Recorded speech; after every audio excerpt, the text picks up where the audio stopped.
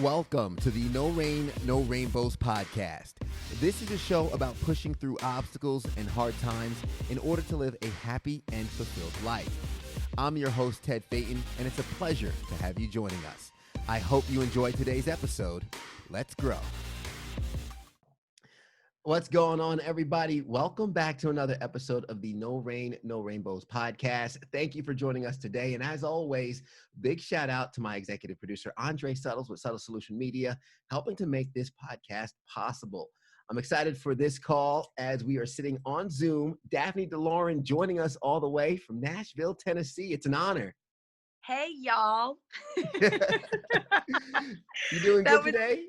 Yes, I am. I am so happy to be here, and thank you, Ted, for having me on the call today. I am already excited to talk about everything we're going to talk about.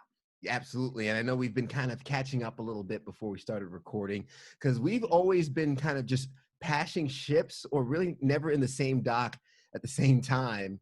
But Right. We finally kind of caught up to do this podcast recording. For the listeners who might not have been lucky enough to be introduced to your work yet, why not introduce yourself really quick? Sure. Well, my name is Daphne DeLoren, and where do I start? It's like when someone asks you to introduce yourself, like you could go pretty deep into it. Well, I live in Nashville, Tennessee. I haven't lived here a very long time. I moved here about 4 years ago or so for my job, which Ted knows. I was a meteorologist first in WNEM, which is in Saginaw, Michigan. And I did the weather there for 2 to 3 years and then transitioned to NBC here in Nashville as a weekend meteorologist, which transitioned into the weekday morning meteorologist. That was my dream, my whole life. That's like what I worked, blood, sweat, and tears to get to. And it was pretty exciting and wonderful. And there were so many pros about it and reaching, the peak in my career. But as I was working for NBC, I just started to notice this pattern in people. And I just became super aware of people's psychology. And I would wonder, like, what makes somebody happy? And I would notice a lot of people around me in corporate living kind of this robotic lifestyle. Like they would get sick on Sunday, dread Monday, count down till Friday to drink the weekend away, or just live for a paycheck, or just depressed. And just the candid conversations you have with people when you work with them or even outside of work. And during my time in Michigan, I used to go to the VA hospital, and I would, sit down with veterans and hear their story.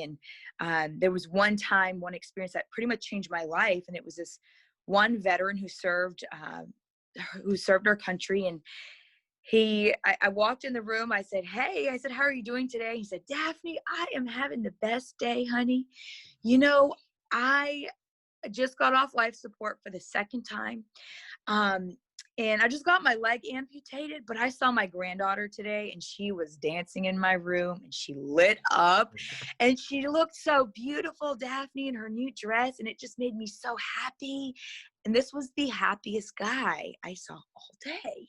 Yeah. He just got off life support for the second time. And then I went back to work and I saw these people just like miserable and just this robotic lifestyle. And so I just started really paying attention to people and psychology. I became obsessed with this. And I would just like analyze people I started meeting, like, why are they wired the way they are? And like, I don't know, it may be crazy. But I started getting a passion for people and purpose and what drives somebody to be happy. Yeah. And I know I'm kind of like going off on this intro myself, but that's basically about 2.5 years ago.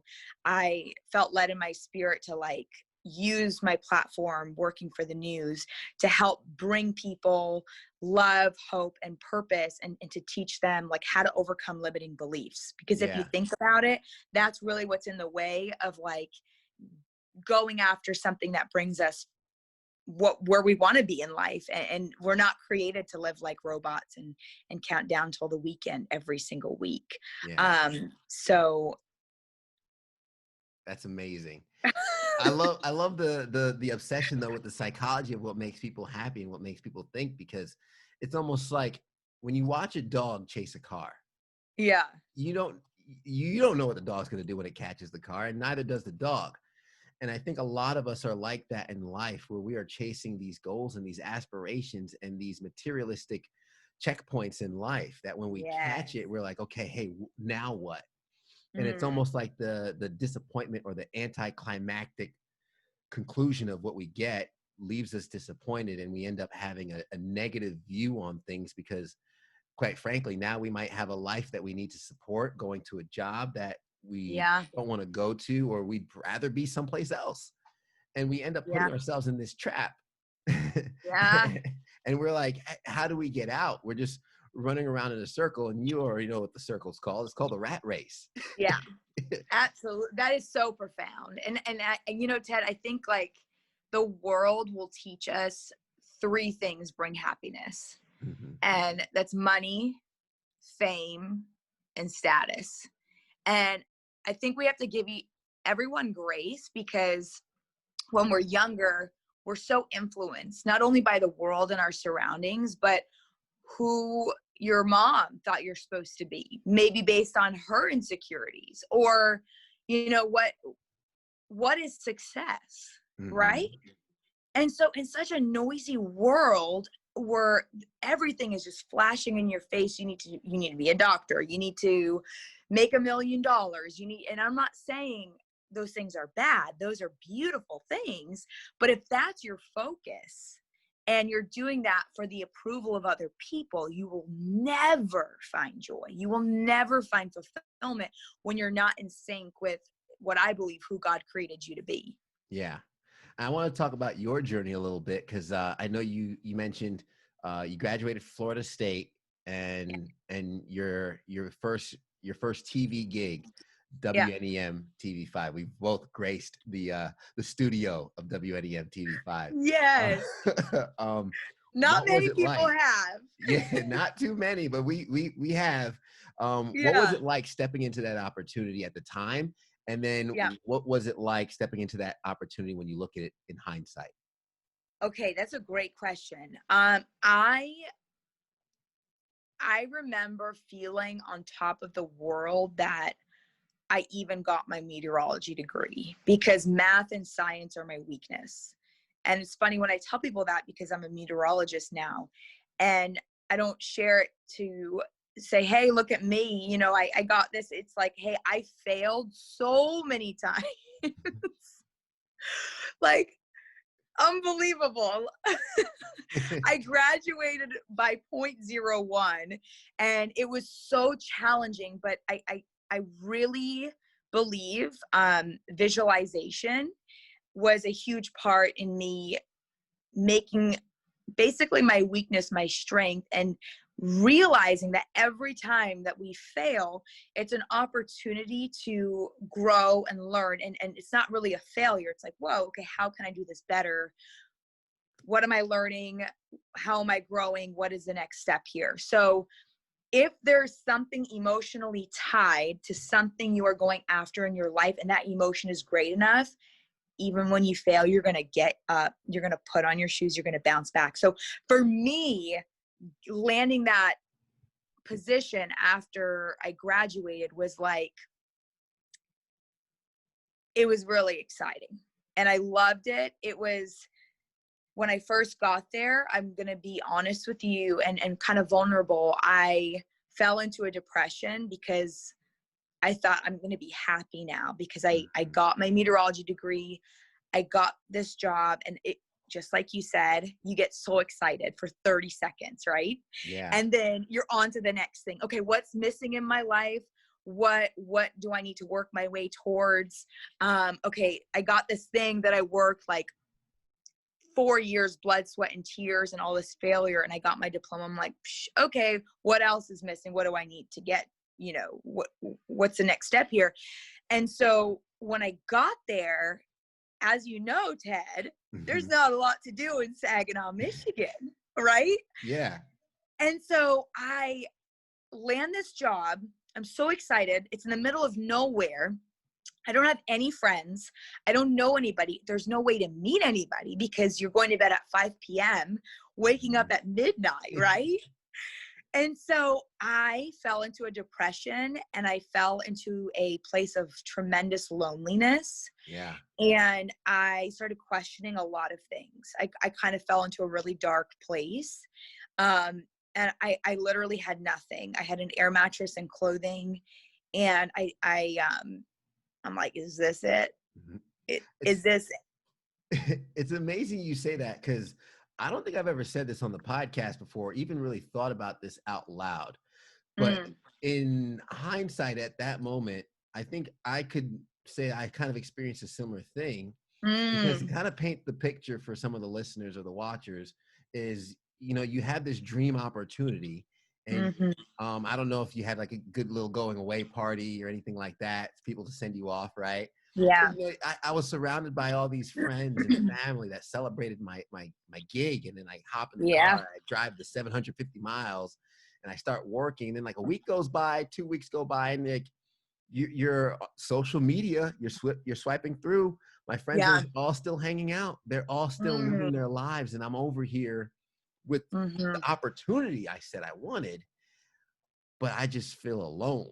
Like, oh, they're living life and I'm still here, and I couldn't have best of both worlds. And I remember that was also the first year I spent Christmas alone. And I spent Christmas by myself, or I went to the movies, and it was just like, I wrote in my journal at the time that Christmas 2013 was when I found out the cost of chasing my dreams. That is such a statement. Yeah. Wow. What's the view now of that opportunity in hindsight for you? The best experience of my life. Wow.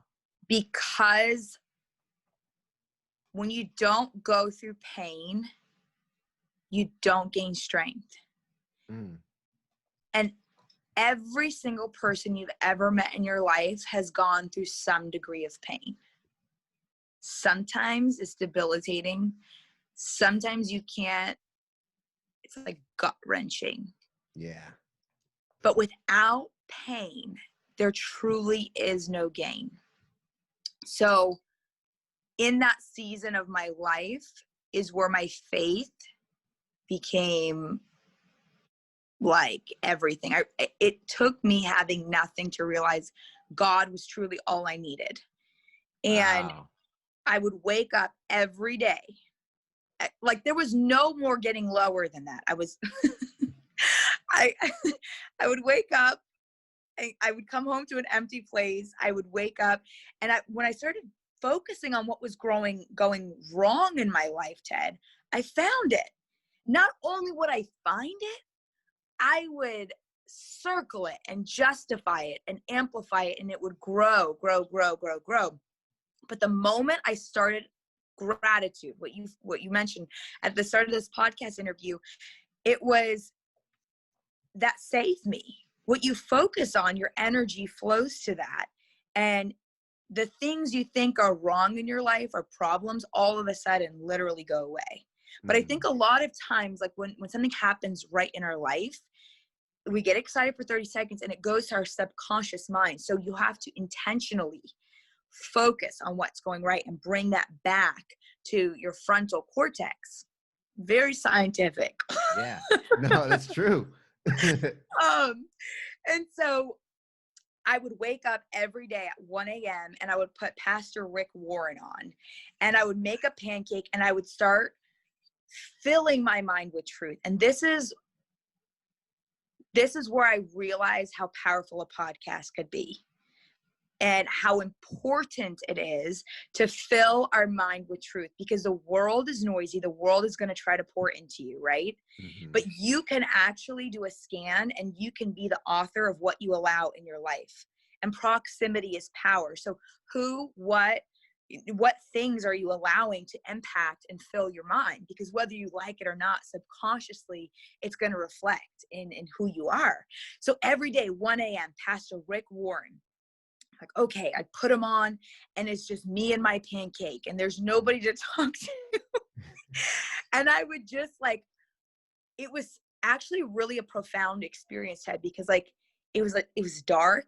The sun hasn't come up yet. It's quiet in a noisy world. It was like pushing pause, and I would really just allow truth to fill my mind before I would go. And there was a shift in me.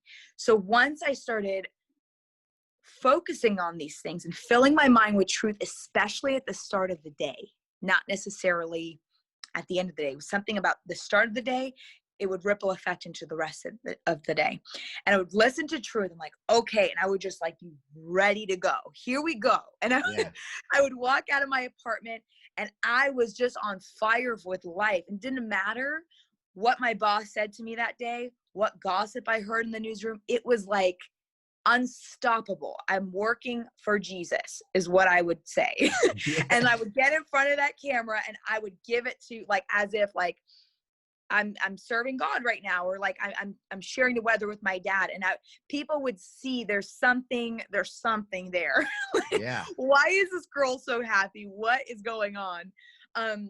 So anyway, after that point, I really started making new friendships, and my season there became one of my most memorable experiences in my life, and getting involved with the community and meeting friends and going from such a down place to a positive place in my life. And then I transitioned to NBC here in Nashville. Yeah.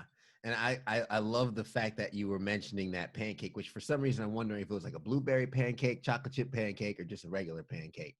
There was blueberries in there. All right, nice. I was like, it can't be just a pancake. And peanut butter and sometimes even a little whipped cream. There you go. Hey, live a little. Well, regardless of the pancake of the day, one thing that was constant, like you mentioned, was the dark, quiet silence of that position that you were in. And almost a common denominator for everyone I've spoken to who ends up getting into transition of their mindset switching was they spent time alone in quiet. You almost have to separate yourself from the noise, even the noise of your own mind at times. Oh yeah. I'm going to show you something because it really relates. Yes. Let's see here. Okay. This is our closet here. This is our bonus room. This is my quiet space. I have I love this. It's not plugged in. Hold on. Let me turn on the light. listeners on the podcast, there is a small room that's set up to sit down. And it's a prayer war room. This is my escape in here. Nice. And what does that say on the wall? It says, with God, all things are possible. Love that. So I actually, and I could turn my camera around just to my side. There's a chair there. Now it's not complete. It's not complete. It's in my office. And that's going to be my meditation chair. My fiance's already. Wow, that's awesome. She's like, how many times have you used your chair? Okay, you can, like, if it's not complete, I could introduce you to Pinterest, and there's probably a lot of ideas on there. Oh, well, that is a rabbit hole I will be down to jump down. Yes. But mentioning the silence that was almost mandatory. Hold on, my camera's still a little crooked here. The silence that's almost mandatory for you to go through to really hear your thoughts, right? And really hear your mind. And it's not even so the mind, but what's behind it, the heart, the kind of the energy of the direction your body really wants to go. Because when we're surrounded by all this noise, we end up just kind of falling in the stream of life and just going wherever it takes us. And we never really row anywhere. Right. Yeah. And it grounds you to even know what the heck you're feeling. I feel like lately in 2020, it's like you're doomed if you have an opinion. You're doomed if you don't. You're doomed if you post about it. You're doomed if you don't post about it. And I'm actually going to do a podcast episode today about being open-minded, you know? But I think there's so much power in getting in that quiet space and journaling your feelings. Yeah. What am I feeling? Why am I feeling this? Like being intentional with why you're feeling the way you feel, right? And doing scans. Like all day I'm thinking about that. Like I do constant scans of like, okay, why am I feeling this way? Or, how do I want to feel? So it's great to journal, what am I feeling right now? But how do I want to feel? Let me journal that. Yeah. And what I did was, midway through my experience at NBC here in Nashville, I wrote myself a letter in my quiet place. And I wrote myself a letter of 1 year in the future, Daphne, writing to myself on what I expect from myself, and where my deep desire is to be emotionally, physically, in so many ways. And Ted, I'm not kidding you, everything in that letter came into fruition. Really? Yeah. And I think there's a little law of attraction action going there, and visualization. And I wrote the unthinkable on that letter to myself. And there's something powerful about pen to paper, truly. And I think, cell phones are great, and my note section in my phone is completely full. But there's something so powerful about sitting down in your thoughts and getting that pen on the paper and actually physically writing it out. Yeah. And I wrote so many things on that letter that I honestly thought was kind of impossible in the moment of writing it. And then everything I wrote actually became true. And I realized the power of that. So I do that with my clients now. I became a life coach after I left NBC in Nashville. And probably the first call, we start that self letter, because it's powerful. Nice. I do want to talk about the transition from WNEM to NBC in Nashville. For those who might not be familiar with the media industry and local news, it's very competitive. And obviously, when you're in the position, it's very demanding. And going from a jump like Saginaw, Michigan to Nashville, that's a pretty sought after city. It's a pretty sought after position that you were able to get, and also in a short amount of time. What was that experience like, making that jump? And you mentioned that you've already kind of gone through the bit of a mental shift there. What were some of the fruits that came from making that jump? Wow. It was very eye-opening, and it was very humbling, I will say. I moved to the South, and I was thinking they're going to love me and I'm going to love them. I was very green out of college when I moved to Saginaw, Michigan. And the outpour of love that I felt from Michiganders was monumental. It was overwhelming how loved I felt there. Yeah. And I thought, Nashville, the South, they're going to love me and I'm going to love them, and it's going to be a beautiful experience. It was not. It was the second biggest lesson I've learned in my life. And I moved here as a weekend meteorologist, and the position before me, the meteorologist had been here for over 25 years. And it was not her decision to leave. I'll put it that way. And in news, budgeting is huge. Young, vibrant, pretty, cheap. Yeah. Not expensive. That was very, I think, a part of the decision making, if I'm being really open and honest. Yeah. And viewers knew, and I was bashed every day. Hundreds of comments ripping me to pieces, from everything you can imagine, from my eyebrows to my everything.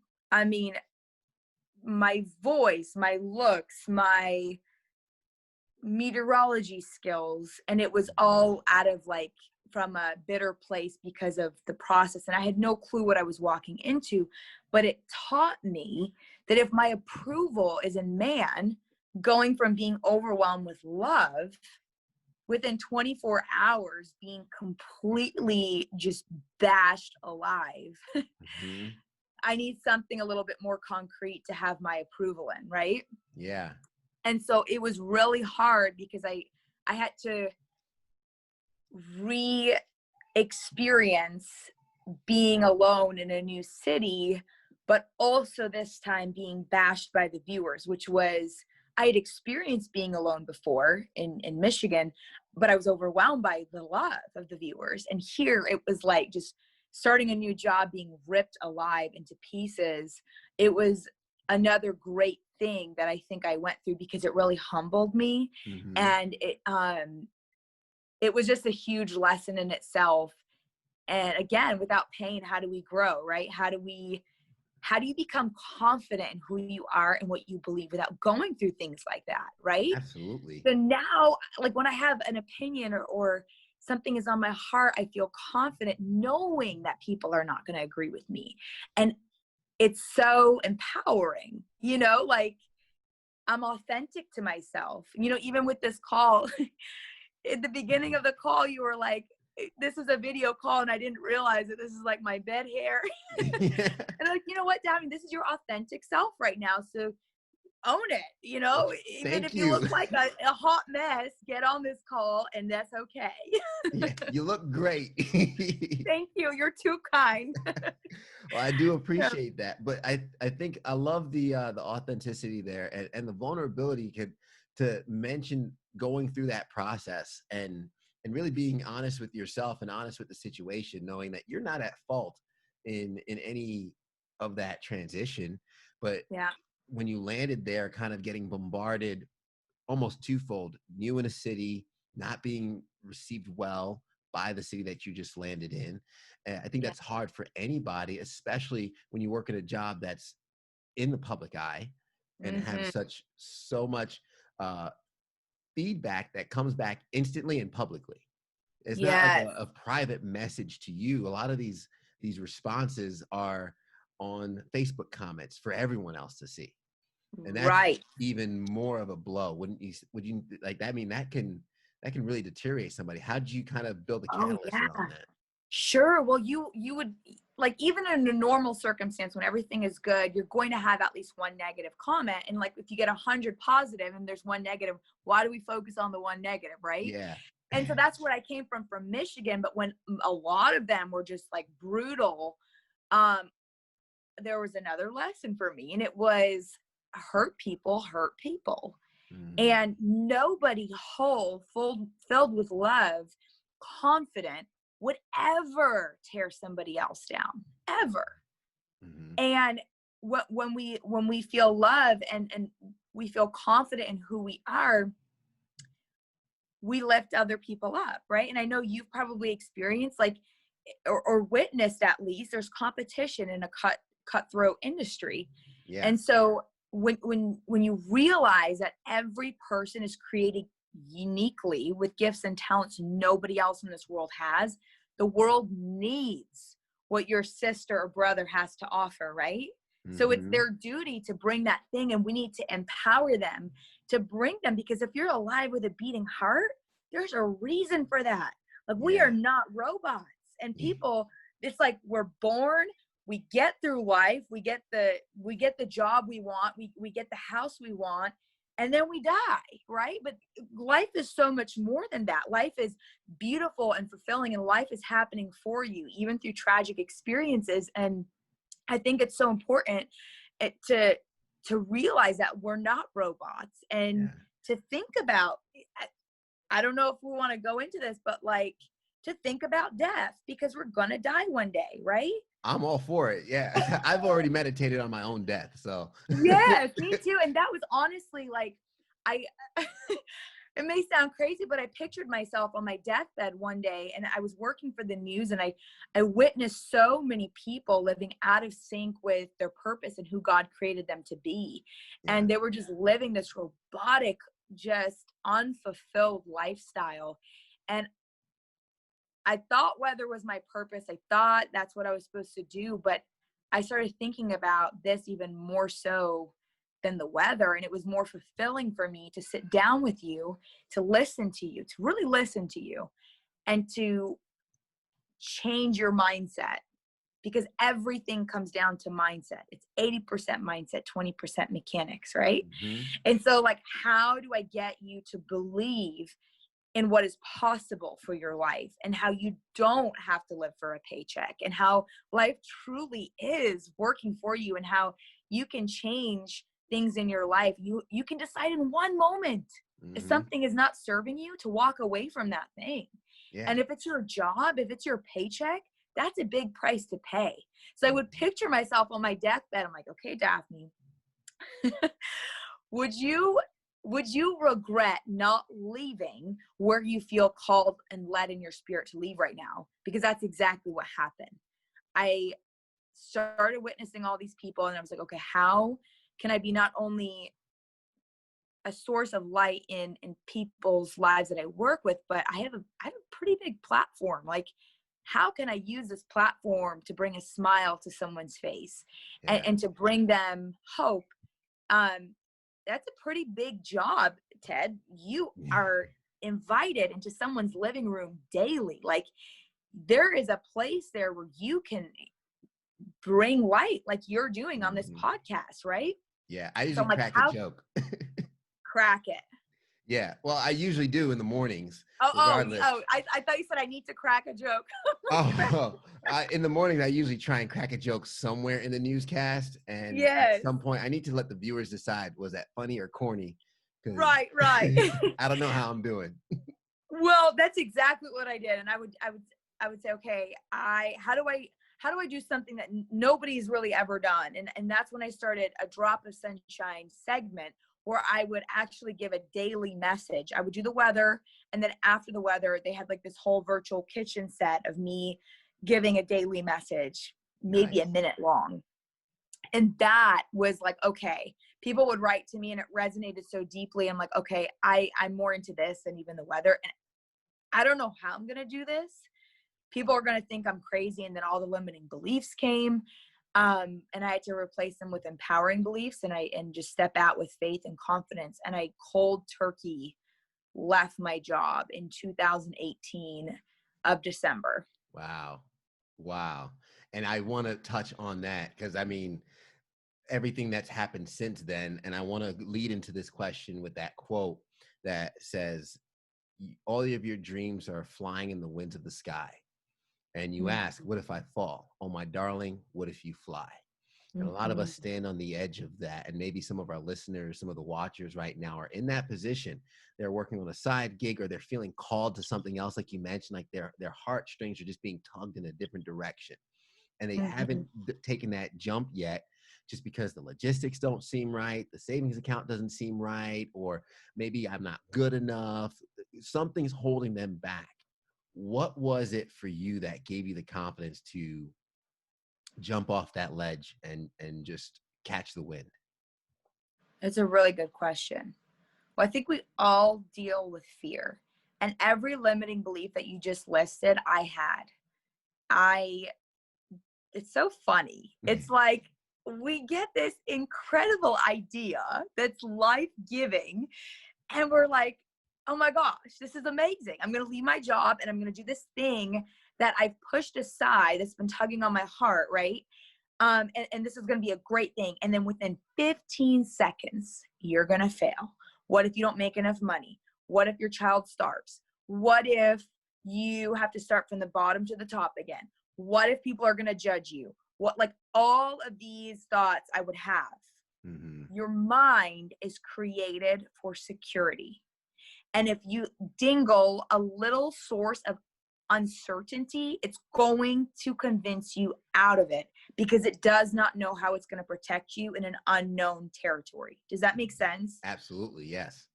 So I had to be super intentional with every thought that crossed my mind. What if you fail? What if you succeed? What if you don't make enough money? What if you tenfold that?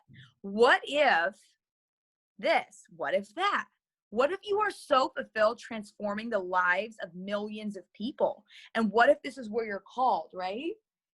And what if and I would replace it with things that were life-giving and empowering, but intentionally crossing out. Like I would actually gain clarity. Okay, what's my limiting belief? Okay. This is called the Dickens process. Okay, this is my limiting belief. What if I fail because I don't have the personal development, schooling, or knowledge, or whatever it takes to do the thing that I'm trying to do right now? There's the limiting belief. Cross it out. What if I have every resource available to me for self-help, and I can learn and grow, start out messy. Maybe that's what it's going to take. Actually, that is what it's going to take, and fail again multiple times and succeed, right? Yeah.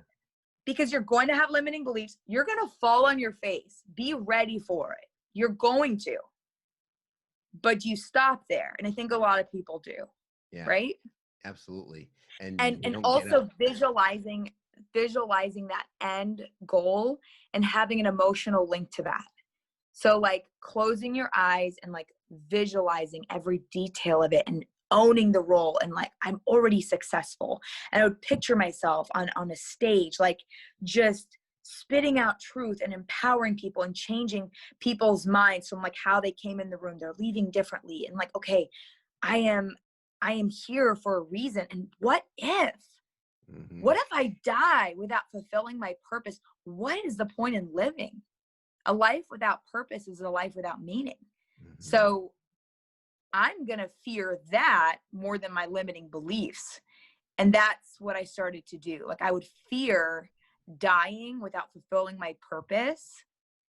And I would close my eyes and picture myself listening to my limiting beliefs 5, 10, 15, 20 years. Where am I now? Who am I with? I let these fake things debilitate my life. I'm the author of creating meaning to every thought in my mind, right? Yeah.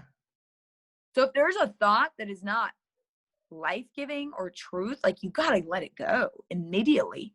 Yeah. Without prejudice, just cut it off. Cut it off. That's Just been snip it. my reset every morning. Is kind of like, I choose this. I am going to choose to be optimistic. I'm going to choose to be positive. I mean, on a given day, we have anywhere between, I think it's 50 to 70,000 thoughts a day.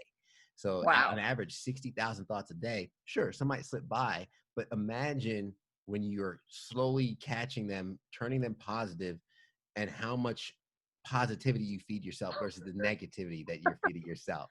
Noah, where did you come from?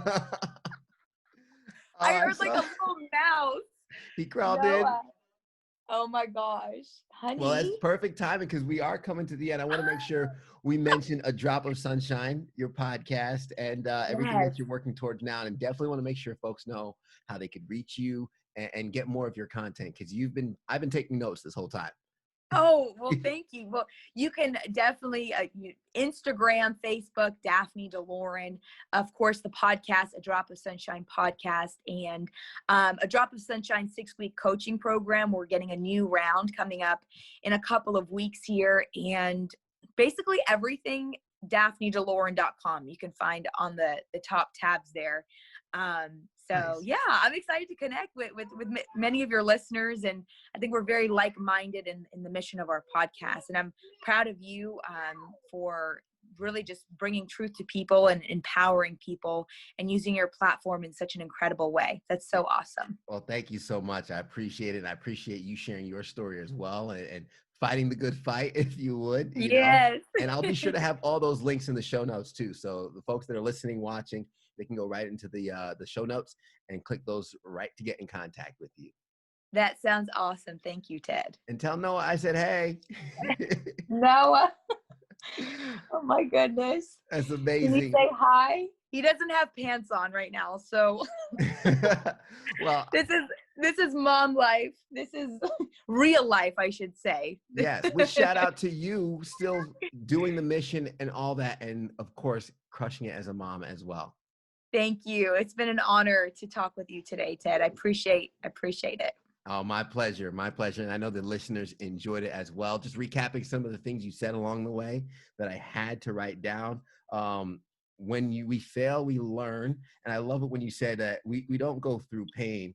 If we don't go through pain, we don't gain any strength, right? Sometimes we have to go through the dark times to get that sunshine. Hence the name of the podcast, No Rain, No Rainbows, or A Drop of Sunshine. So keeping that positivity. And it took me having nothing to realize God was all I needed. I don't know if you have that written down. I don't know if you have that quoted or something, but please, please make sure you share that more, because that is so true. And there was so much more, but a life without purpose is a life without meaning. A lot of us feel that tug in our hearts and we ignore it. I'm urging you to listen to it, and trust Yes, me. you only have one life. You only have one chance. Yeah. And if not now, when, right? We always say, tomorrow, the mañana effect. Tomorrow. Yeah. No, right now. Right now, today is the day. And you can go Yeah. ahead, contact Daphne and let her know you started. Yes, absolutely. Daphne, thanks so much to the listeners. We appreciate you rocking with us to the end. And as we always say at the end of the episode, everybody wants the sunshine, but they don't want the rain. But you can't get the pleasure without a little pain. I love that. That's amazing. The No Rain, No Rainbows podcast is recorded at Camaraderie, a collective workspace in Greenville, South Carolina, right off the Swamp Rabbit Trail. If you're looking for a place to grow your business, network with other professionals, and establish your own workspace, Camaraderie is the place to do so.